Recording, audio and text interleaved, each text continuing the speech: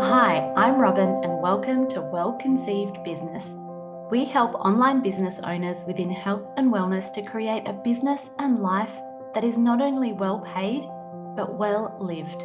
Here you'll find honest and refreshing conversations about what it takes to create a business around your life, what healthy hustle looks like, as well as insights and tips on growing your audience, your signature program, your profit, and your peace. Ready? Let's go.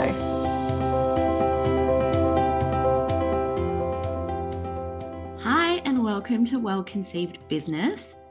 Today's episode is all about some of the things I did to grow my business in the early days that most people won't do or don't realize. And I think it's a really powerful lesson to learn because there are so many things that we see on the outside of other people's businesses, or we're looking at other people and we're like, how does this person have such a giant business? And the reality is that we're likely, number one, not seeing the full picture of someone's business, or number two, comparing someone's chapter 10 to our chapter 1. So I think it's a really powerful lesson to learn. And it's brought to you because I've been very reflective at the moment. You may have seen that we have the doors open for my signature life coaching program, The Reset.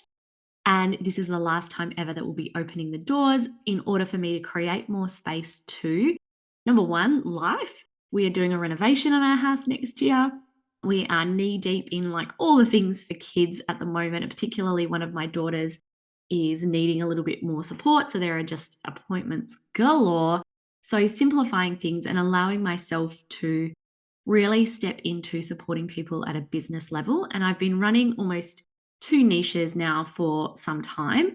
There was 1 year when I only had my program, the Fertility Warrior Intensive. And honestly, it was, if I think of the eras in my business, it was one of the best eras in my business. I only worked 6 hours a week. It was the first year that we hit 6 figures in revenue. And there was like some smaller sort of promotional little programs and products built into that. But by and large, all of that revenue came from having just this one signature program. And since then, the years following that, we've had the Well Conceived Mastermind, which is still going. We've layered on other business programs and really stepped into, number one, like growing our audience from a business perspective. Hello, the Well Conceived Business Podcast. But if I step back into what the early days of creating and running my fertility business and growing an audience looked like, there's a number of things that I did in that time that have resulted in the results that we get now, i.e., we've had more than 1 million podcast episodes, and we continue to receive thousands of podcast downloads every single month because of the evergreen legacy that we've built. And our Instagram at the moment, I just looked this morning, and we've reached 230,000 other Instagram accounts within the last month. We are running some ads at the moment, but that is the smallest percentage of what we are receiving. By and large, the majority of what we have at the moment on our Instagram account is organic traffic. I haven't even been posting every day. Again, the 2 niches like kills me. My brain can't brain between the context switching of 2 radically different businesses. But we've still achieved a reach of 230,000 people. So how did we get there? So if you're looking at those stats and you're like, damn, I want that, but I'm only posting on Instagram 3 times a week because Robyn's only posted on Instagram 3 times a week, then I want to let you know, stop right there, because it is the result of years of effort that I've put into building that business, that reputation, my organic growth in the business. And just an aside, if my voice sounds a bit nasally, it's because I am completely blocked up. And just a launch tip for you, I swear, whenever I launch, all the things happen, like physical resistance, emotional resistance, all of the things. And I talk about people with this in the mastermind. When you run a launch, please step out of like, oh my God, like, why are my kids getting sick? Why did my dog just puke on the carpet? Why have I had all the tech issues? Except that things like that might happen as part of a launch. And the question isn't, why are all these things happening to me right when I'm in launch period? but more so, how can I create a launch that feels spacious and laid back, even if things happen in my life? So, just an aside, thank you for putting up with my nasally voice. So, here are 8 things I did to grow my business in the early days that most people probably won't do. And again, this is a result of just the reflection that I've been having about what it was like to grow that business in the early days. So, one of the things I did that almost nobody knows about is I regularly hosted dinners. Now, I'm in Perth in Western Australia, so there's not a giant population here, but I would still say, hey, are there any fertility warriors in Perth who would like to catch up? And I would coordinate dinners at different restaurants. I was broke. Like, I wasn't making money from my business in the early stages. I wasn't running it as a business. I was simply would post and generate community because it supported me through my journey.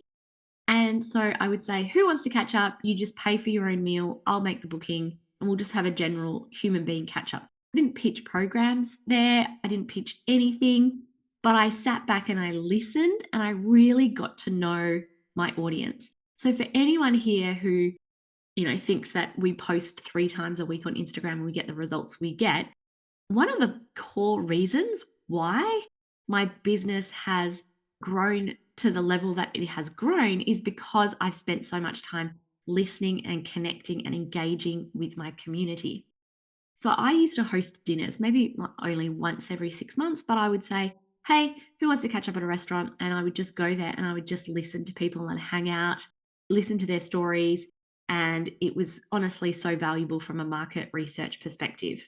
The other thing that I did was go out there and pitch things when my business started growing as a business. And I once pitched a group coaching program that came with more people saying yes to a discovery call than I could have ever imagined. But I ended up with 50 discovery calls, which I obviously had to spread out over the course of a few weeks, which was really hard because I had a young child, Chloe, at the time, but I made it work. And I just listened to what those people were going through. I really listened to what their stories were like. I connected with them. But again, so gold for market research. So many of you will be sitting here and sitting behind the scenes thinking, wow, like, how do I talk to people? What do I do? You don't need to pitch anything, but I guarantee if you went out there, even posted on your general Facebook personal page, is there anyone navigating this who would like to just catch up for a chat? And maybe they can have something in return. Maybe you give them an ebook or something in return. But if you sat and listened to what 50 people were going through, what their stories were like, number one, your copy would be on point. You would know what stage of their journey they're on, what type of personalities and common connectors they have, and think your programs, your copywriting, your Instagram, everything would be so much more on point. And that was something that I did. I just got on the calls with people and listened to them for the majority of the time. I also engaged with everyone. So one of the things I did, I started a Facebook group, and I started the Facebook group and started the podcast before they were even really a thing. And I'll talk about that in a moment. But in my Facebook group, number one, in the early days, I answered every single post in that group and I showed up live once a week. As scrappy as it was, sometimes I remember recording videos just in my bedroom with terrible lighting. I remember recording one on starting a gratitude journal, but I would show up with a live, not expecting anything, no call to action, just sharing tips and reflections and behind the scenes of my life with everyone in that group. Again, I would take on feedback about what people wanted in the group and how they wanted it to run. I remember we changed the group. It used to be called something else, and then we changed it fairly on to support and chat group. Maybe before it was like tips and recommendations, and we changed it to support and chat group. And I remember receiving all these comments of people being like, oh yeah, that's so much better. I love that. I love that. And so it was a very much a community rather than me spouting stuff all the time. Again, I would reply to every comment. I would show up live without pictures, without anything. And I was just so focused on showing up and being a contributing community member. So I showed up and went live once a week with pure value in that community. So the next thing that I also did was I was an early adopter. So I really want to clarify that doesn't mean you have to see a trend and jump on the bandwagon of every trend. But what I did do is have a look at, well, where are my community and what would be helpful? And at that time, not everyone was on podcasts, but I knew that there were a lot of people who were going to be on podcasts. And I knew that that was going to be something that I could consistently and reliably produce. And everybody was on Facebook groups. There just didn't happen to be many or any for people navigating infertility and fertility challenges. So I went on there and I committed to being consistent on both of those channels. It was only later that I then added Instagram to that mix. And again, it was somewhere that people were. So I decided that I would add that in. But one of the things I did in the early days, I committed myself to an internal challenge of posting twice a day on Instagram. And what that looked like in reality was not scheduling posts. I did at one point have 3 months of posts scheduled, ready to go. And can I tell you, batching is life. I don't do that anymore, not 3 months worth anyway. But I committed to posting twice a day. And it looked like when I woke up in the morning and drank my coffee, I posted. When the kids were watching a little TV show and having bath time, I posted. So I posted consistently at the same time every single day. But I was like, this has just got to be something that is built into my routine. In the early days of building something like Instagram, and I know it's hard, like I struggle with it too. But in the early days of my business, when I didn't have that many clients, I didn't have that much going on in my business. So I did have the capacity to do it. And I needed to because I needed to grow my audience. So I committed to posting 2 times per day until I figured out what was up, until I figured out what worked, till I figured out what didn't work, until I knew what people engaged with and what they wanted. And sometimes quality comes from quantity. And I know this from the Launch Easy Life Instagram account. You literally cannot build an Instagram account in the early days without showing up every single day, posting every single day. Like it has to be once a day or 6 times a week and take Sundays off, but it has to be that schedule if you're in the early days and want to build it. It doesn't have to be that schedule forever, but can I tell you, the people who have the biggest audiences are the people who have the biggest sales. So sure, if you need to take your foot off the pedal at some point, fine, but know that like even the Mind Body Fertility Reset Instagram account would be so much bigger if I showed up every single day consistently. And every time I've done that and been through sprints, my audience expands exponentially. Right now is a giant example. I've just told you that we've reached 230,000 people and our Instagram is growing at a rate of 3.2%. So that again could be higher as well. But when you show up, your audience shows up. So you've got to show up consistently. You can't put in 3 posts total and then expect like, why is my business not at $100,000? That's why. So you have to. And I committed at that time to posting 2 times per day on Instagram for at least 1 month. And I just went for it. If you're a health and wellness practitioner and you're growing your business, you know that Instagram is unrivaled in its ability to grow, connect, and convert your audience all on the one platform. But it's not just about going viral and reaching a bunch of people.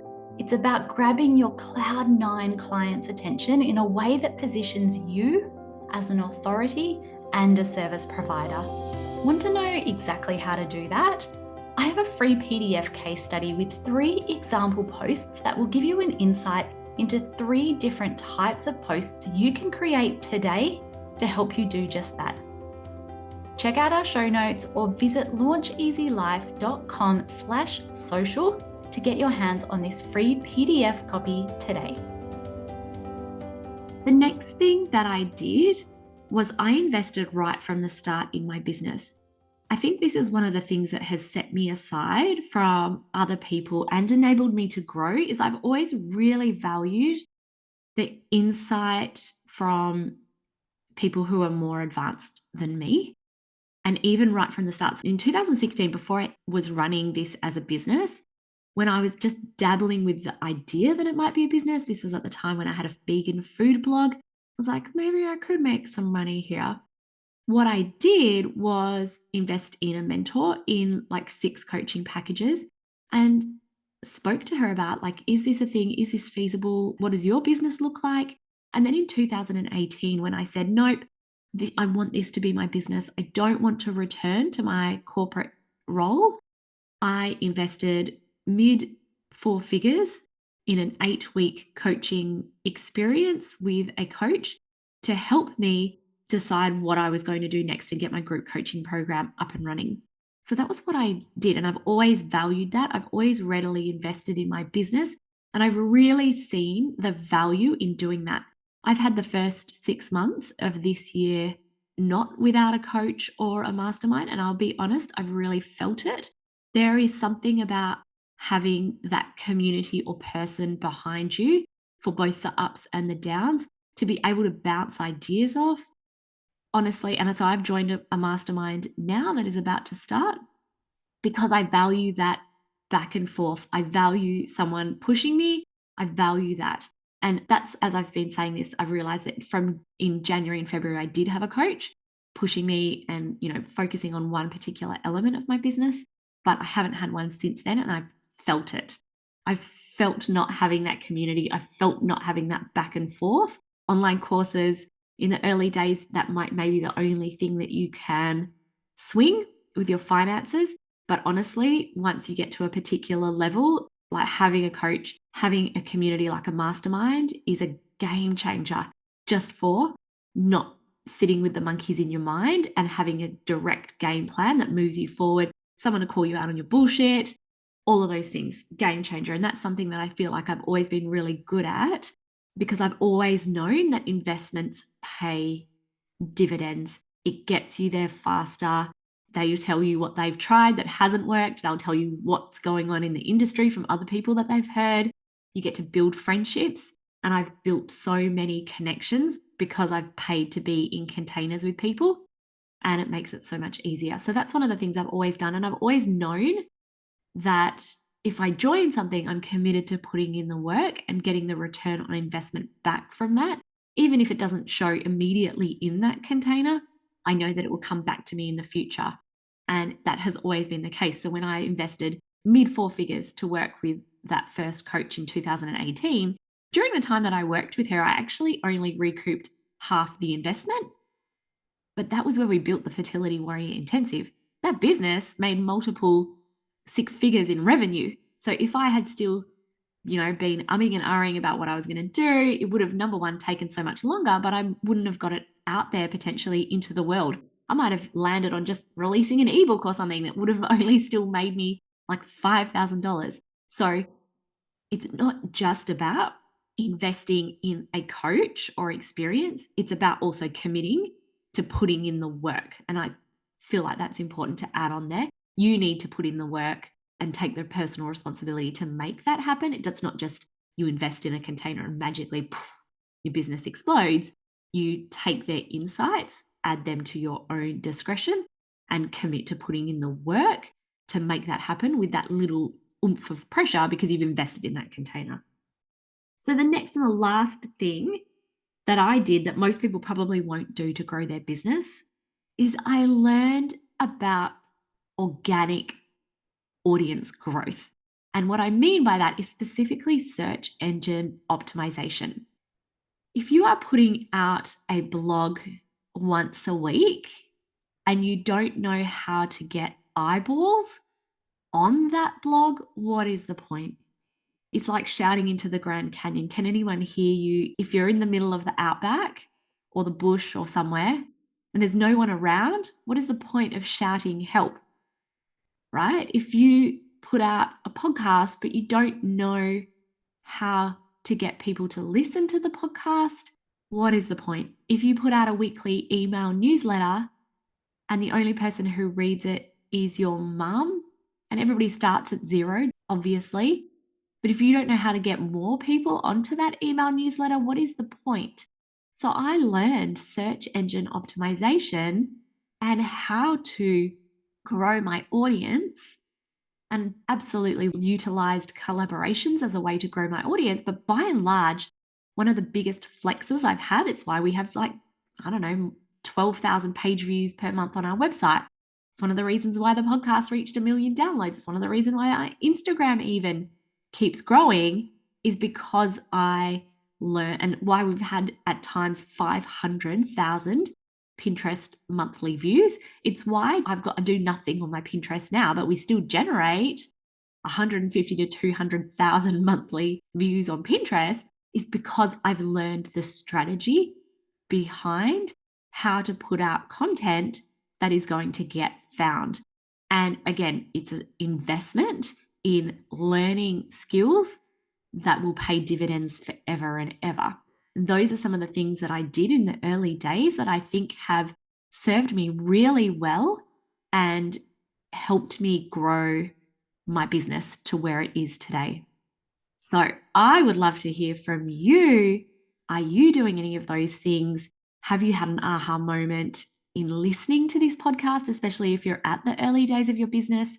You cannot grow and run, in my opinion, a sustainable business by just, for example, posting on Instagram 2 times per week. There needs to be more than that. I'm a huge fan of riding the one horse. Put your effort, solid effort, into building one platform. So number one, that means putting a solid effort in, i.e. posting once a day, twice a day, whatever that is, putting a solid effort into how to get found, how to grow, how to look at your insights and how to make that work, but then layering it on with other strategies in order to grow and doing it in a strategic way. Oh, so much value in learning those skills. Please come and reach out to me at Launch Easy Life if you've had an aha moment. If you want to discuss it further, if you've got any questions, I would love to hear from you. Thank you for putting up with my nasally voice today. And I can't wait to chat to you next week. Bye for now. We are done with the meat and potatoes of this episode, but I am not letting you go just yet, my friend. Before you jump off, I have 3 quick things that I would love to share with you. Number 1 is thank you so much for listening today. If you'd like to hear more about growing your visibility through Instagram, podcasting, or Pinterest, creating or launching or growing your signature program, automations, or many more online business nuggets of gold, pause now, hit that subscribe button because we are here for you weekly. Number 2 is if you would like to learn more about working with us and joining our signature program, the Well-Conceived Mastermind, which is unlike any mastermind you've seen before, check out our show notes below and you will find all the links to join the waitlist or sign up and join the mastermind now. And number 3, lastly, if you do nothing else, make sure you come and find us on Instagram for daily behind the scenes and hugely savable and value-packed content. You will find us at Launch Easy Life. Well, that's it from me today. Now go out there and create your well-paid business and your well-lived life.